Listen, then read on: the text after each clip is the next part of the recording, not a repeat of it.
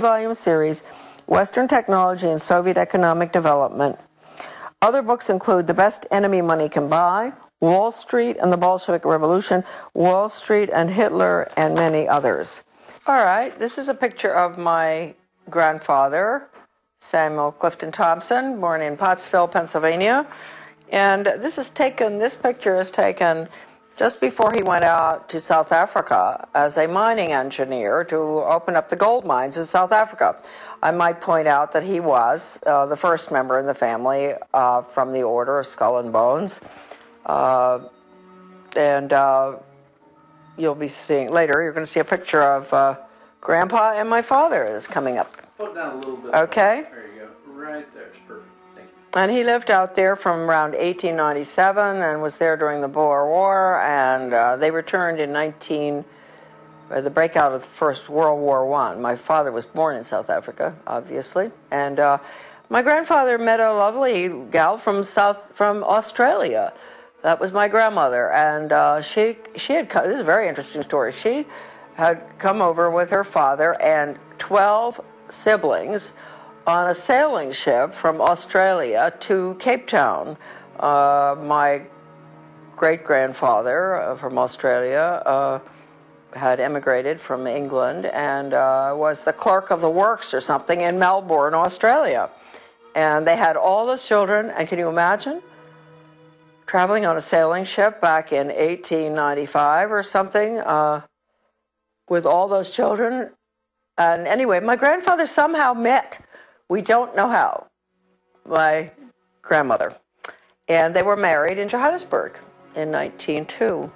And he was a member of the Order at Yale, and he was very close to Sir A. Bailey and some of the Fabian socialists. I don't really know what role he had in the activities of the Order, but I would imagine some, because it was pretty big time gold mining, and he was very instrumental in opening up the mines there. So that's Grandpa Thompson. Here is a picture of the same Grandpa a little bit later with my father and my sister, Victoria. And that's Grandpa. He's being very grandfatherly. This is probably around 1930, this picture. And that's my dad holding on to my sister, my dad Clifton, who subsequently was tapped for the Order for his class at Yale. And with Grandpa, the one that I spoke to you about, who was the mining engineer that went from Pennsylvania to South Africa to open the gold mines in the late 1800s. This is an interesting picture here, which shows, I think that this looks like a bunch of skull and bones friends. I do believe. I'm going to show you the picture and then I will identify a bit for you. The one in the front row is Charles Spofford. And then we have my father. I'll explain a little bit. It's difficult to hold this up. But the one in the front row in the middle is Charles Spofford, a very close friend of my father's. And I really like Charles Spofford a lot.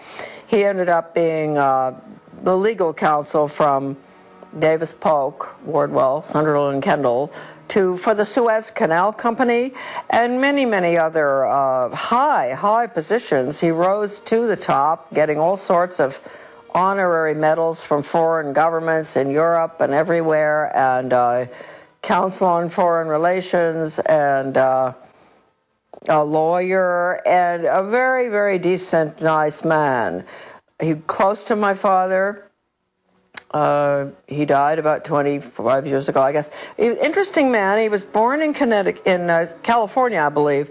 And unlike the other Bones characters that were in that class, friends of my father's, he had not been to prep school, one of the fancy prep schools on the East Coast. He went to public school in California, which I do believe they must have had extremely good public schools back then, because Chuck Spofford was quite a scholar, and he was a very good musician.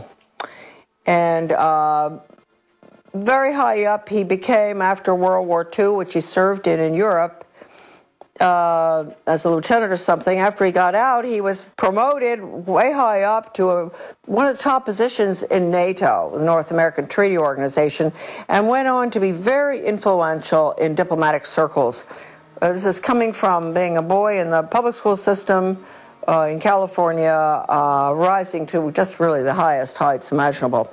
So that's Chuck. The other members that are shown there are close friends of my father's, Rebel McCallum and Fred Haynes, I think. I'm not going to tell you where they all are. My father is in the picture somewhere there in the second row, I think.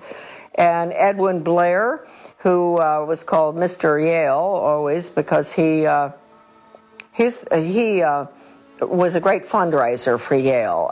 So he was Mr. Yale. He was also the gentleman that invited my dad to go out to Bohemian Grove for 1 week or whatever it was. That it was through Edwin Blair that my father did go out there, and when he returned, he wasn't terribly impressed with what was going on there. He said the food was excellent, the lectures were pretty good, everything was done very nicely, but he would never go back.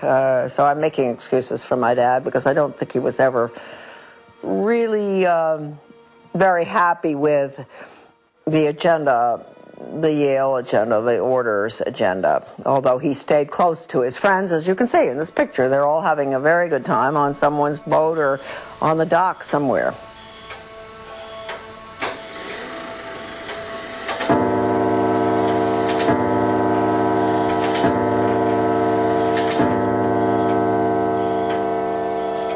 This is the Skull and Bones grandfather clock.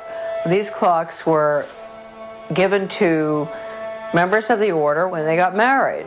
And my father was married in 1927, I believe, and he ordered the clock from a clockmaker in South Carolina, and I think that the order pays for the clock.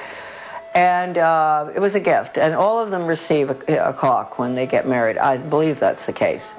And we had it in our house from the time I was born, of course, and I remember it best because it's so mellow, and I would, as a young child, waiting for Santa Claus to arrive, go to bed at night, and the clock would, go off at every hour. And my mom and dad, of course, were putting things under the tree and giving Santa Claus his peanut butter sandwich and banana. And I was sleeping and listening to the clock. And then finally around, 5, it would strike 5, then 6. And I'd know, well, I can get up now. And I'd run down, and Santa Claus had been there, and the sandwich had been eaten, and the clock would strike 6:30, and then everybody would have to come down and deal with me. So I just have great memories of the clock. And what the significance is with the clock, Dad used to always say, he was very firm about that. He never told us why, but don't ever let the clock wind down.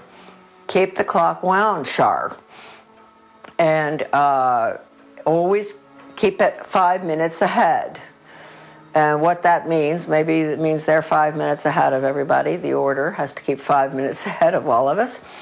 And don't let it wind down, because if you did that, they'd be getting 5 or 10 minutes behind or more. And as a member of the family, you never talk about the order. My father never discussed anything about the order of any significance, really.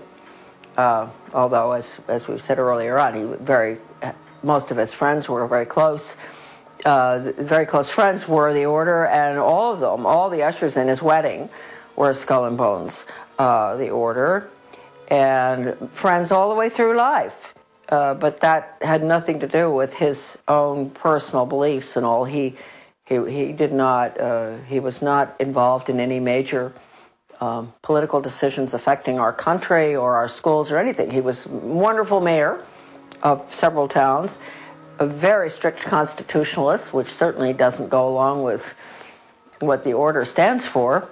I mean, he would really cause trouble on the board if anybody deviated from the Constitution. So that's just a little bit of a defense of a member of the order, my dad.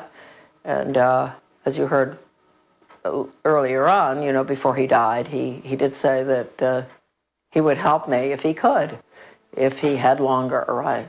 So hopefully there are more members who've come to that conclusion, and maybe someday we won't have a problem with the order. I hope that the order doesn't continue causing all of us the problems that it's caused in the past, though, especially in education.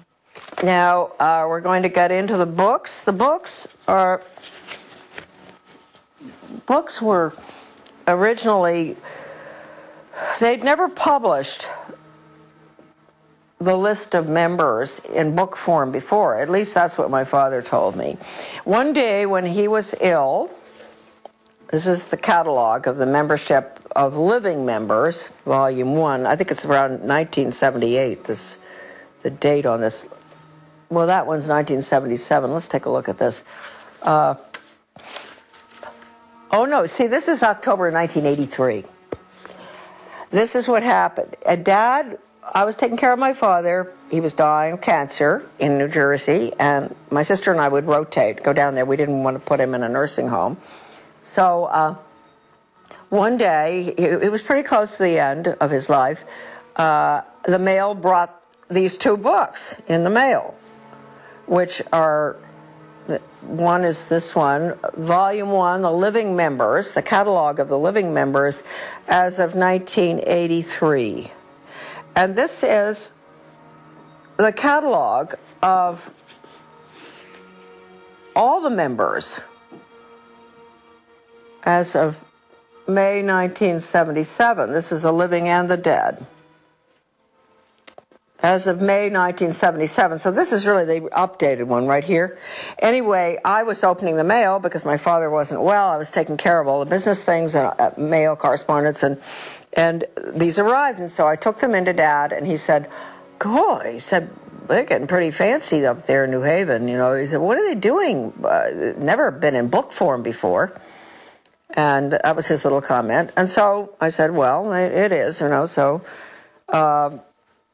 we, around that time, I was working with Anthony Sutton on something, because I was always very interested in U.S. policy towards the Soviet Union, and he had done such remarkable work, aside from his great book, which came out subsequently on the order, but his work at the Hoover Institute in regard to United States transfer of technology and all sorts of information and money, etc., to the Soviet Union from the time of the Bolshevik Revolution. And so Sutton was very highly respected in that field, and he told me, it just was a fluke really, that he happened to call right at the time when the books had arrived, because he said he couldn't understand what it was all about. And I said, "Well, you may be interested, I think, you know, in the order at Yale." And he said, "I am." He said, "I am interested in that." He said, I don't understand the connection. And I told him that I had the lists in book form.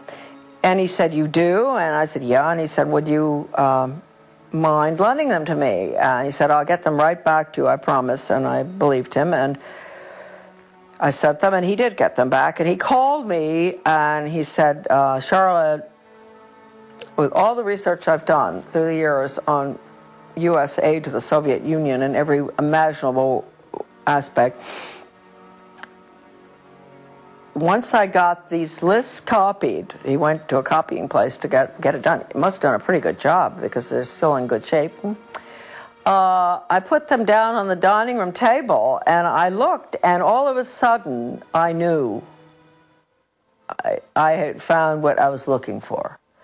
I'd found the names of the people involved in the foreign affairs of the United States, especially in the transfer of secrets and weapons, etc., and nuclear stuff to the Soviet Union, and banking as well as banking. And he said, and he also mentioned Hitler. He said, "I saw the movers and the shakers, and it became very clear to me that this one organization was, if not totally responsible, almost completely, you know, really up there in responsibility for American foreign policy and economic policy." And so, and then subsequently, we found out